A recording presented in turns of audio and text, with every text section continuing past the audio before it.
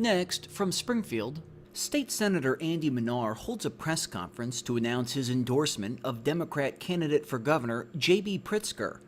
Later, Senator Manar and Mr. Pritzker take questions from the press. This runs about 25 minutes. Thank you, David.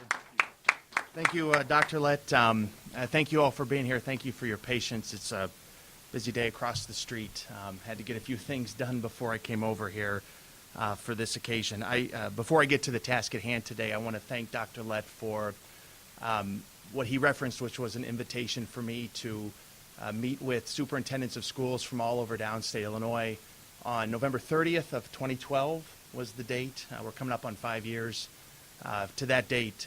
But Dr. Lett demanded in that meeting, he literally demanded of me that I put all of my capacity into the issue of equitable school funding.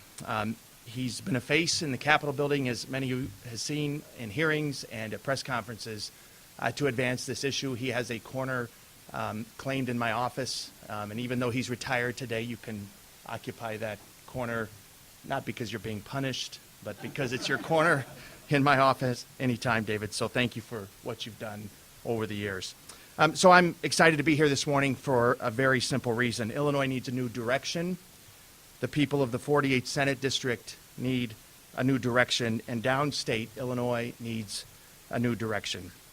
And right now, more than ever, Illinois needs a steady hand at the wheel, someone that can reform state government and build the trust and leadership that are required to make state government work for working people that I represent, working people that are standing here in this room with us right now. And I believe that J.B. Pritzker is the right man for this job for the state of Illinois, and I enthusiastically endorse his candidacy for governor.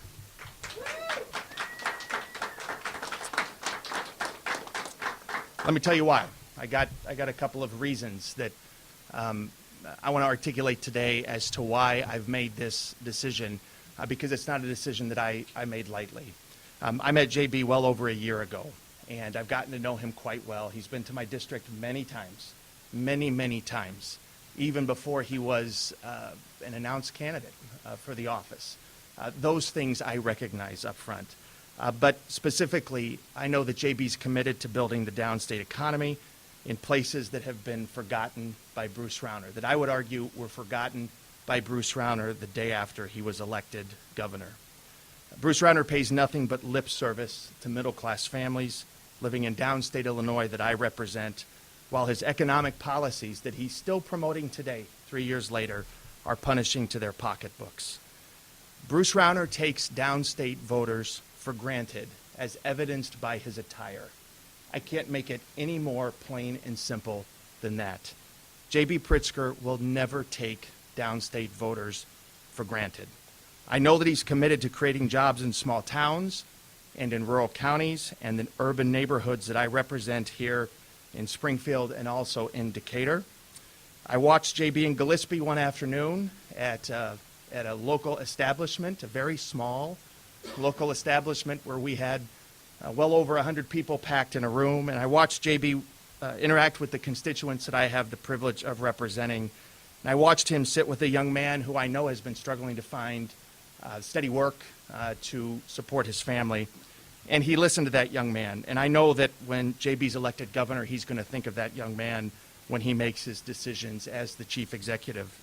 I've heard him listen to workers in Decatur. I've heard him sit and listen to union workers here in Springfield. And I've heard him commit to protect their right to collectively bargain. It's amazing that we are 3 years into the Rauner administration and we are still having to fight the right to work issue. That won't happen in a Pritzker administration. He's committed to building the downstate economy, and he is also the only candidate that has laid out specific plans to do so. He should be commended for that. And speaking of building, I know that JB is going to help build the Democratic Party downstate. That's not been talked about much in this race, but I want to mention it today. Why is that important? Because I want to support a statewide candidate who runs in every county, 102, and he's doing that in a very big way. That's important to me because I see a campaign strategy that will, I believe, then reflect his strategy as governor, not ignoring parts of the state that maybe don't have as much votes to cast as other parts of the state. So when I see a statewide candidate wage a statewide election campaign, I know that that approach will translate into a governing role, and I know JB will do that. I used the word listen a couple of times. Dr. Letts used the word listen. The one thing that I'm most impressed about with JB Pritzker is that he is a listener first. He is a listener first. And for me, that would be a welcome change in the governor's office. Someone that actually listens, someone that seeks to understand other people, someone that wakes up every single day, not to pick fights, but to set into motion positive change and build consensus. Someone that can bring Illinois together, not divide Illinois on the lines that typically divide us in the state, that prevent us from getting things done. That's what we need in our state, and I know JB is going to be that leader. And finally, and this is why Dr. Letts here, the reason I'm endorsing JB today is because his position on public education. I know that's not going to shock anybody in this room, but this is the issue that he and I have discussed the most over the course of many months, and I will tell you that his commitment to public education is second to none. First and foremost in the least funded schools in the state of Illinois. Now, I'm going to cut to the chase here. I've tested him on this. I've tested him on this issue, not with pen and paper, but with my questions and with my words. I've pushed him hard in our conversations so that I can better understand his position, because we didn't fight for lasting reform for 5 years. I didn't put 5 years of effort into school funding reform only to have a governor wipe it away a year or 2 or 3 or 4 from now. And I can tell you that JB has a deeply held belief about the importance for public education, that public education and attacking poverty through public education is the only route to fix lasting problems in the state. We share many common interests, but this is perhaps the most important, and that's one reason why I'm going to help to get him elected to the governor's office. JB will be a partner in education funding. He will be someone who isn't going to fight me on this issue, but he's going to fight with me to make sure that the gains that we have made can be built upon and that we can do more, not less, over time. So we have many challenges in the state today, and JB and I are ready to unite Illinois and finally move our state forward to solve problems for the people of the 48th Senate District, for downstate Illinois, and for the entire state. JB Pritzker is going to fix this state when he is elected, and I'm going to help him win this election and get that important job done. I want to thank everybody for attending this brief press conference today. I want to recognize President of the AFL-CIO, Michael Kerrigan, for being with us today. He's not only wearing the hat of heading up labor in the state, he also wears the important hat of being a constituent of Senator Andy Manar, which I deeply appreciate his guidance over the years. I want to also recognize the other labor leaders that are here with us, and many chairs and leaders in the Democratic Party that are standing with us this morning. I'd like to introduce, in my opinion, the man that should be the next governor of the state of Illinois, JB Pritzker. Thank you very much. Thank you. Wow. Well, my goodness. And Dr. Lett, thank you so much for being here, for helping us begin the day. And thanks to all of you for being here and the leaders that have joined me along with Senator Manar. Good morning to everybody. I want to begin by saying that in a time of great instability in this state, with a governor who lurches us from crisis to crisis, I think we've all been able to rest just a little bit easier, knowing that Senator Andy Manar is standing up for working families in his district and all around the state by virtue of his representation here in Springfield. Andy Manar doesn't run away from challenges. In fact, he runs toward them. He's relentless and he's unyielding when it comes to doing what's right for his constituents and for the state of Illinois. He takes the impossible and he makes it possible through his sheer determination and will. Thoughtful, dogged, genuine, decent, these are some of the words that even Republicans in the Capitol say about Andy Manar. I am so proud, genuinely proud, to have Andy's support and endorsement in this race. Here's just one reason why. Andy got to tell a story. I want to tell a story. When Andy first got to the state Senate, he took on this battle that, frankly, no one wanted to wage. And I think this is the point you were making, Dr. Lett. It labeled the most inequitably funded schools in the nation. Illinois' school funding formula was broken, and it had been that way for many decades. But no one in the General Assembly was willing to stick their neck out on such a complex issue and undertaking. No one except Andy Manar. With a singular focus for years now on doing what's right for the children of Illinois and all across the state, not just in his own district, Andy educated one by one Senate and House members and governors about why this is such an important issue. And he listened. You talked about listening and how important that is, but he listened to their concerns and took them into account on such an important issue. He responded by working even harder to get it done. He became known across the state as the man with the education reform mission.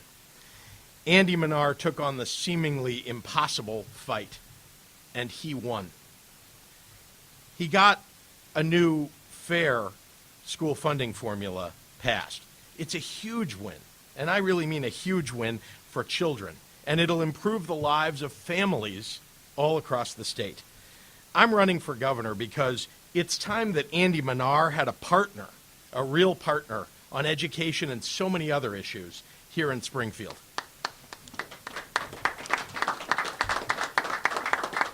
Together, we can do a whole lot more to make sure that every child in Illinois gets a quality education, the quality education that he or she deserves. Improving the school funding formula was a historic step forward, but our work can't stop with the school funding formula. We need to start with the earliest years of life, with quality early childhood education and quality childcare. When I'm governor, I'm going to reverse the damage that Rauner has done to the Child Care Assistance Program and aggressively put us on a path toward universal preschool in Illinois. In K-12 education, Illinois currently ranks nearly last in state funding for education. I mean, nearly last. What we need is a progressive income tax so that we can pay for our schools and lower property taxes all across Illinois. A progressive income tax means that if you're in the middle class or striving to get to the middle class, I want to lower your taxes. Finally, the best economic resources that we have in our state are our people. Jobs get created where the best talent lives. It's time to invest in the people of Illinois. And that means quality education up and down from the beginning of life all the way through. It's time to build a better future for our state and for our economy. Our higher education institutions should be hubs of lifelong learning, and I really mean lifelong learning, and skills development. Our students should be able to go to college without getting themselves strapped with debt for the rest of their lives. And we need to bring back vocational training into our high schools and apprenticeships too. And I don't just mean union apprenticeships. I mean apprenticeships across the board in private companies, too, that aren't unionized. We need apprenticeships. We need vocational training. Young men and women who decide not to go to college should be able to graduate and build careers and have a middle-class life. I know that this will be a really tough fight in this election cycle, but I'm proud to be standing here with someone who knows a thing or two about tough fights. Andy Manar's school funding victory was called, quote, nothing short of a miracle. In fact, it was so impressive that Bruce Rauner stole it. and he lied about it, and he put it in a TV ad. But we know the truth. The truth is Bruce Rauner stuck a backdoor school voucher program into the school funding legislation. He bashed the legislation repeatedly, but he's now decided that he's going to try to convince Illinois voters it was his victory. Let me be clear. It was Andy Manar who got school funding reform done in spite of Bruce Rauner, not because of him. Now, let's remind ourselves of some history about our failed governor. He held school funding hostage. He attacked our unions and working families by trying to lower wages in this state. He caused a budget crisis for 2 years and 6 days, and he decimated our safety net of services that are meant to strengthen families in Illinois.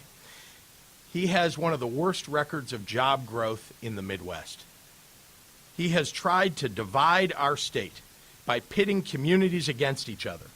Bruce Rauner has been a failure, and it's time for him to go. Andy Manar and I are trying to unite Illinois and move our state forward. It's time to get Illinois off the cliff and begin looking to the future. We need a balanced budget that puts working people first, that lives up to our responsibilities to our seniors, and helps children and students build better lives. We need to support the human services agencies that strengthen Illinois families. And for goodness sakes, we need to create jobs. We need to create jobs in this state.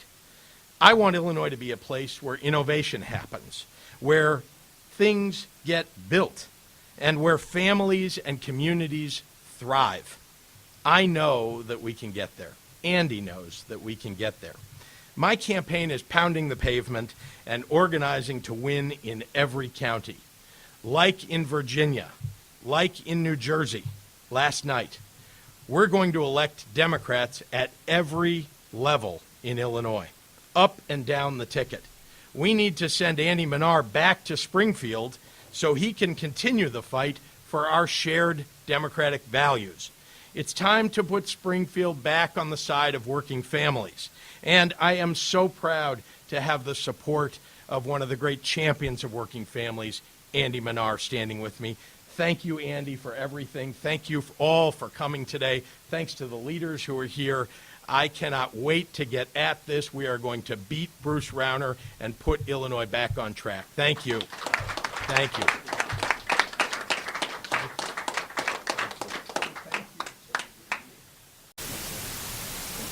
JB, what role does Senator Manar have in the Pritzker administration? Well, listen, the administration is going to work with, sorry. Thank you for the question. The administration is going to work with the legislature to actually get things done. We're going to need partners in the legislature, like Andy Manar, leaders, honestly, because, boy, do we have work to do. We haven't put a plan out specifically on the rates themselves, but it's clear to me that people who can most afford it should pay a higher rate than people who are striving to get to the middle class. And the whole idea here is to protect the middle class and those striving to get there. Tax, if I might just follow up on that. People are going to argue if you have a flat tax as we do, the lower income people pay less. The higher income people pay more. What would be your response? Well, remember that $100 to someone who makes $20,000 a year is so much more important than $100 to someone who makes $500,000 a year. That the dollars that you pay shouldn't be looked at as much as the rate that you pay. We have priorities in this state that we need to stand up for. Healthcare, education, job creation, those are all things that we need to do that are going to require us to prioritize, put them at the top of the list, and make sure that we're paying our bills, which, by the way, is something that this governor hasn't been willing to do. So when you sit down and build a budget, there are three components to that. There are expenses, there's revenue, and then there's growth. And we've had no growth, and we put all of the revenue challenge on the backs of middle-class families. That really is where it resides, middle-class families and those striving to get there. That's not the way it should be. And by the way, a flat tax has been done away with in most states in the United States. It's time for us to do away with that antiquated system so we have a progressive tax. Questions for both of you. A federal court has said that local right to work ordinances are not consistent with the National Labor Relations Act. Basically, states can pass these laws, but not local government. So was yesterday a symbolic defeat for the right to work ordinance? So how worried are you that local municipalities will in fact set up these right to work zones, or not at all, given what the federal court has ruled? And also undone, how disappointed would you guys be if the House could not act on strengthening the dealer restrictions and guidelines? Let's start with the latter question. To me, anyway, I think the bump stock question is not a question. I mean, we need to have legislation. If we don't get it, it's something that'll be part of a campaign. We certainly want to make sure that we get it, and if we don't have a legislature that's doing it now, we'll get a legislature by January of 2019 that's okay. The gun. I get it, but I'm just pointing out that you asked about gun legislation in general. I'm talking about bump stock, so I don't disagree with that. I mean, I'm in favor of that bill, by the way. So I'll be disappointed, and I'll work toward a gun dealer licensing bill. But as to whether it'll pass or not, I can't tell you. And sorry, the first part of your question was about right to work. Yeah, right to work. I mean, you know where I stand on this. I'm absolutely foursquare opposed to right to work. Right to work really means right to work for less. It's not right. So there's everything about that name that's wrong. And the bill that didn't get overridden, to me anyway, we're gonna fight hard to protect our state from these right to work laws. Again, if you elect a Democratic governor, if you elect me, we're not going to have any of those laws. We're not going to have the competition from one community to another community where they're competing for the lowest wages. That seems like a horrible idea to me. We do not need in this state to compete or have a governor who's in favor of competing for the lowest wages. The governors should be waking up every day thinking about how to raise wages for people in the state, how to raise workplace safety for people in the state, not lower it. Can I add one? I want to add something to that. So this debate, I mentioned this in my remarks, this debate about right to work, it needs to go away. The hypocrisy that's playing out on television right now with that ad from Bruce Rauner and surrounding governors in the Midwest. There's sister organizations to the organizations in Illinois that are pushing right to work in Missouri, claiming that Missouri needs right to work because their economy is lagging behind, that they're 47th in the nation in economic growth. At the same time, Governor Greitens is on television in Illinois saying that their economy is just humming along. They can't have it both ways. JB's right. This is a race to the bottom. We know that when this is adopted, wages decline, not just of union members, but of non-union members, which we need to talk about more, because there's an impact on the workforce that is the non-union sector of the workforce. This is a bad deal. This is a bad deal. This puts money in people's pockets that already have a lot of money. And we need to grow the economy. And the way to do that in the 48th district is by strengthening unions and the middle class, not by weakening them.